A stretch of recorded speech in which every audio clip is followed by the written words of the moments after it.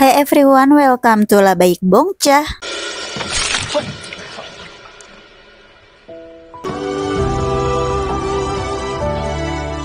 Drama Seguk emang rumit banget, tapi ditambah cahaya yang gelap. Ya udah aku ceritain dengan simpel aja ya guys. Ini ceritanya soal pangeran mahkota yaitu Lee Gun yang diculik oleh Sang Rock, seorang tabib kerajaan. Motifnya adalah untuk membuang kutukan pada putrinya yang bernama Myung Yun. Dia dikutuk kalau menikah nanti bakal langsung jadi janda muda, padahal putrinya ini adalah calon putri mahkota sendiri. Maka menurut orang bijak, putra mahkota dan Myung Yun perlu memakai pakaian pernikahan dan tidur bersama untuk menyinkronkan jiwa mereka.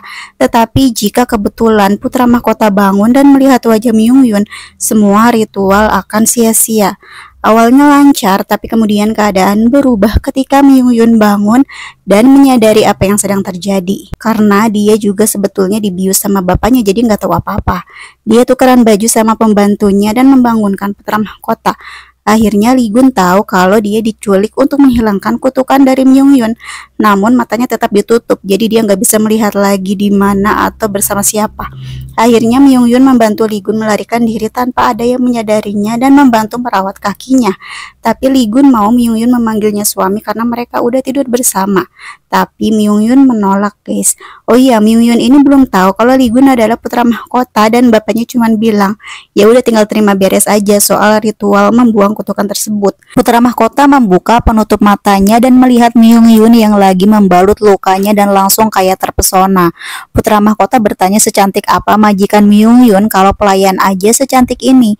Inget kan tadi Myung Yun tukeran baju sama pelayannya. Putra mahkota bilang hatinya sakit, tapi Myung Yun menganggap putra mahkota lagi bercanda dan malah mendorongnya, tapi putra mahkota beneran kesakitan dong. Myung Yun terkejut, dia pun langsung membuka area dada putra mahkota dan menemukan memar. Entah karena tulang rusuknya patah atau fraktur halus, tapi pasti sangat sakit menunggang kuda dengan kondisi seperti ini. Kelihatannya putra mahkota udah diobati dan sekarang dia tidur sambil duduk dan mulai bangun lagi. Myung Yun lega karena putra mahkota sadar, tapi dia mengira putra mahkota adalah tabib karena membawa jarum akupuntur.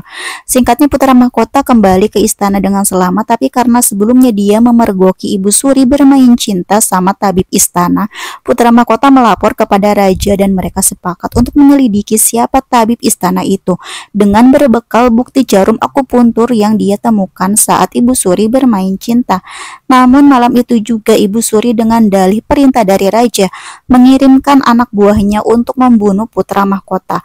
Putra mahkota mencoba melarikan diri dan diselamatkan oleh pelayan pribadinya. Tetapi sayang, nasib putra mahkota makin buruk karena pelayan kepercayaannya mengkhianatinya dan malah menikam perutnya. Entah karena dipaksa atau gimana, tapi pelayan itu meminta maaf pada putra mahkota yang sudah mengeluarkan darah segar karena tikaman tersebut. Tinggal nunggu episode selanjutnya gimana caranya putra mahkota bisa selamat ya guys.